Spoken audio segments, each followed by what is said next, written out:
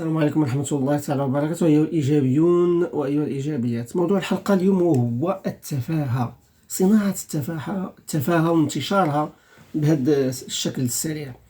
المغاربة أكبر خطر يهدد المغاربة اليوم هو الجهل، وانتشار التفاهة أصبح يؤرق كذلك المغاربة يشتكون من رداءة المحتوى.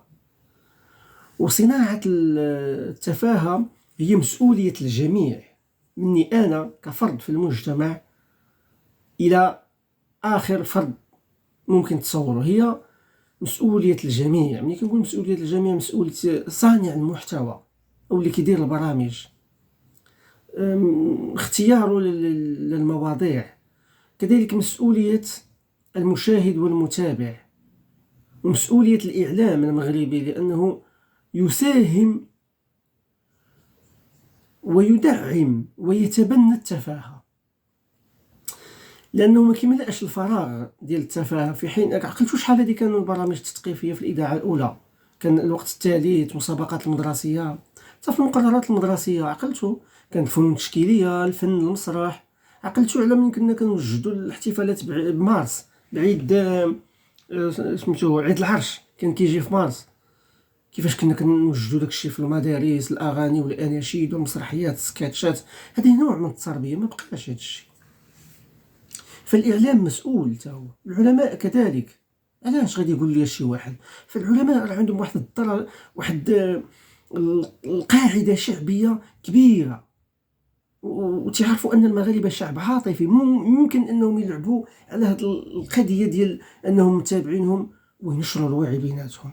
عباد الله، العلماء راه بقاو مقابلين في المغرب غير القفاطن، كاملين ولاو تيضربوا لك غير القفاطن والتحاتة وداك الشيء، عندهم مهلين غير في راسهم.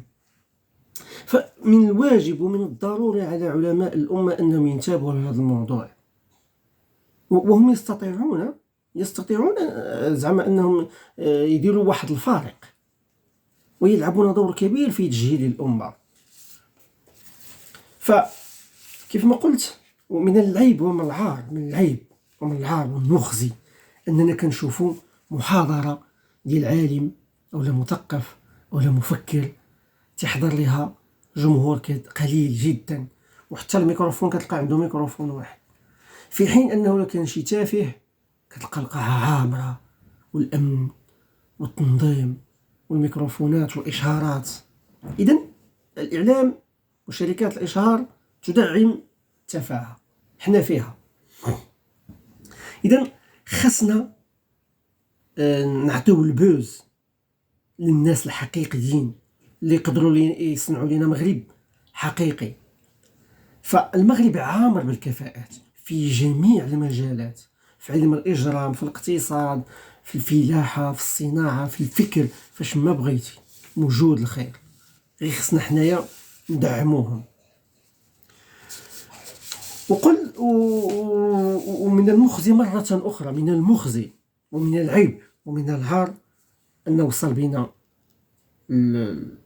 قلة الحياء أننا نشوفوا فيديوهات ديال العري وفضيحة. يعني لا أستطيع ذكر بعض الفيديوهات اللي كيظهروا في السوشيال ميديا، عيب وعار علينا. هذاك الشيء، داك النوع من الفيديوهات راه تيبقى واحد الجرح، تيخلي جرح ووصمة عار في تاريخ المغرب والتربية المغربية ديالنا، وصمة عار. الأخلاق الأجيال القادمة فيه خطر، لأن التكوين ديالها كنشوفوه كيدير فيه خطر. فلذلك خصنا نداركوا الأمر وننقذوا ما يمكن إنقاذه.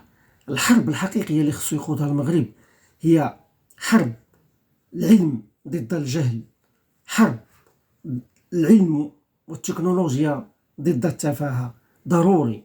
ضروري من حملة ضد المحتوى الرديء. السلام عليكم ورحمة الله.